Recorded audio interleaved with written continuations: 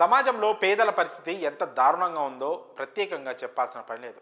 కాయా కష్టం చేసి సంపాదించిన కూలి డబ్బులు తిండికే సరిపోతాయి. దాంతో ఇల్లు కట్టుకోవడం వారికి తీరని కలగా మారుతుంది. అందుకే కేంద్ర ప్రభుత్వం అలాంటి వారికి అండగా నిలుస్తోంది. ప్రధానమంత్రి ఆవాస్ యోజన అర్బన్ స్కీమ్ కింద ఇళ్లనిస్తోంది.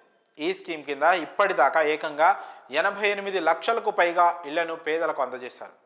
కేంద్ర గృహ నిర్మాణ పట్టణ వ్యవహారాల శాఖ సహాయ మంత్రి టాఖాన్ సాహు ఇటీవల రాజ్యసభలో ఇళ్ల విషయంపై క్లారిటీ ఇచ్చారు.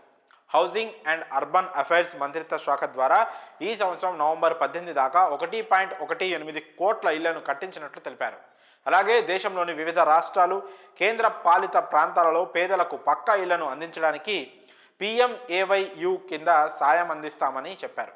అలాగే PMAYU అర్బన్ 2.0 స్కీమ్ని స్టార్ట్ చేసినట్టు తెలిపారు. మంత్రి సాహు తెలిపిన వివరాల ప్రకారం హౌసింగ్ అండ్ అర్బన్ అఫైర్స్ మంత్రిత్వ శాఖ ఈ ఏడాది నవంబర్ దాకా 118.64 లక్షల ఇళ్లను మంజూరు చేసింది. వాటిలో 88.02 లక్షల ఇళ్లను కొంతమందికి పంపిణీ చేశారు.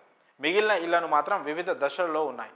ఇక దేశవ్యాప్తంగా ఉన్న టౌన్లలో 10 మిలియన్ల ఇళ్లను నిర్మించడానికి కేంద్రం చర్యలు చేపట్టింది. దీనిలో భాగంగా ఈ ఏడాది సెప్టెంబర్ 1న PMAYU 2.0 అందరికీ హౌసింగ్ అనే మిషన్ను స్టార్ట్ చేసింది. ఈ స్కీమ్లో మొత్తం 4 రకాల పద్ధతుల ద్వారా పేదలకు ఇళ్లు ఇస్తారు. అందులో భాగంగా beneficiary lead construction BLC, affordable housing in partnership AHP, affordable rental housing ARH, interest subsidy scheme ISS విధానాలను అమలు చేయనున్నారు. ఇక ఈ PMAYU 2.0 అమలుకు 29 రాష్ట్రాలు కేంద్ర పాలిత ప్రాంతాలు ఒప్పంద పత్రంపై సంతకాలు చేశాయి.